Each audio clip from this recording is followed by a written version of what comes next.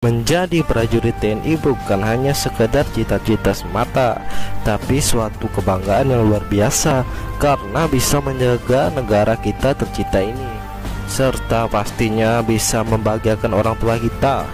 Tak jarang peminat untuk menjadi TNI juga banyak saat ini, jadi kalian harus bersaing bersama ribuan orang. Dan tak jarang juga saat seleksi banyak yang tidak lolos karena persiapannya kurang matang.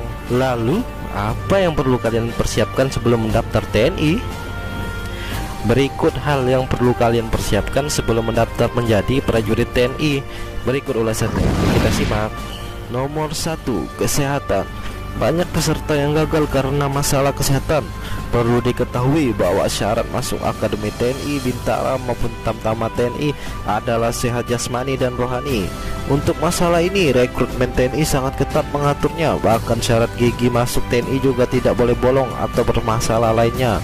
Selain gigi, tes kesehatan TNI meliputi diantaranya tinggi dan berat badan, THT, buta warna, tekanan darah, tensi, varises, letter X ataupun letter O, varikokel, penyakit kulit, ambeien, tes urin, tes darah, röntgen, rekam jantung, kesehatan jiwa, postur, kaki bebek, dan lain-lain. Nah, nanti juga masih ada lagi periksa kesehatan yang kedua. Jadi Mimin saranin sebelum kalian mendaftar, ada baiknya kalian melakukan medical check up agar tahu penyakit kalian dan bisa cepat diatasi. Nomor 2, latihan fisik masuk TNI.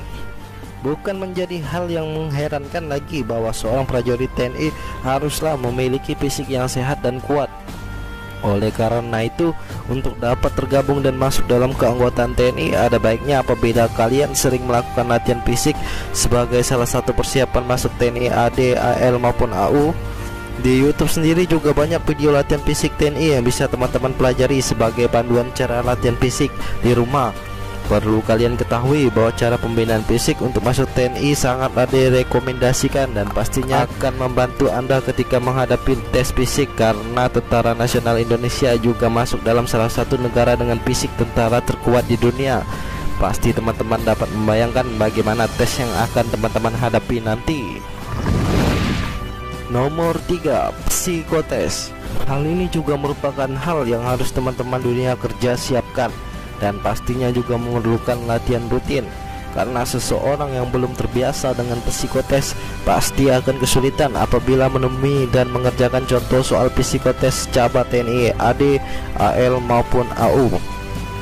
Teman-teman bisa melihat dan mempelajari beberapa contoh soal psikotes yang ada di internet maupun buku untuk melatih otak agar terbiasa ketika nanti menghadapi contoh soal tes akademik cabang TNI AD dalam proses rekrutmen TNI yang teman-teman ikuti. Tujuan diadakannya ujian psikotes sendiri adalah untuk mengukur kesiapan mental peserta ketika menjadi seorang TNI. Oleh karena itu, soal-soal psikotes TNI biasanya juga berhubungan dengan dunia militer. Nomor 4, persyaratan administrasi. Meskipun persyaratan administrasi merupakan syarat yang pertama harus dilengkapi, namun kenyataannya masih banyak peserta seleksi yang kurang lengkap dalam membawa syarat berkas pendaftaran TNI.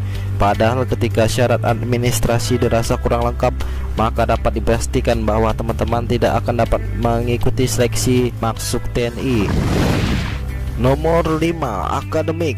Pada tahapan akademik, peserta akan diuji secara tertulis dan lisan mengenai pengetahuan umum, matematika, bahasa Inggris, fisika, ekonomi, biologi, seperti materi yang dipelajari ketika sekolah menengah pertama maupun sekolah menengah atas. Hal ini bertujuan agar Indonesia memiliki prajurit keamanan negara yang bukan cuma kuat dalam fisik, namun juga dalam pengetahuan dan intelektual. Nomor 6, pantohir. Kebanyakan peserta seleksi Tentara Nasional Republik Indonesia atau yang disingkat dengan TNI sering mengalami kegagalan pada tahapan ini, yaitu pantohir, panitia penentuan akhir. Proses tahapan pantohir terdiri dari 2 tahap, yaitu pantohirda, panitia penentuan akhir daerah, dan juga pantohirsat, panitia penentuan akhir pusat. Pantohir sendiri merupakan proses rekrutmen yang terakhir, karena pada tahapan pantohir TNI inilah Semua nilai dari calon prajurit TNI muda akan diakumulasikan dan dijumlah mulai dari persyaratan hingga nilai dari ujian yang telah dilalui. Nomor 7, mental. Untuk kalian yang serius dan bersungguh-sungguh dalam mengikuti tes masuk TNI, maka harus menyiapkan mental yang sangat kuat, baik ketika gagal maupun diterima. Pasti kalian semua bertanya-tanya, kenapa setelah diterima masih harus menyiapkan mental? Jawabannya tentu saja wajib, karena di sana kalian tidak akan membayangkan bagaimana jenis latihan fisik yang akan menjadi menu latihan sehari-hari ketika menjalani proses pendidikan TNI. Demikianlah beberapa hal yang perlu kalian persiapkan untuk menjadi prajurit TNI. Perlu kalian ingat bahwa yang menentukan lulus atau tidak adalah diri kalian sendiri. Jadi bersungguh-sungguhlah dan jangan lupa berdoa. Semoga kalian sukses.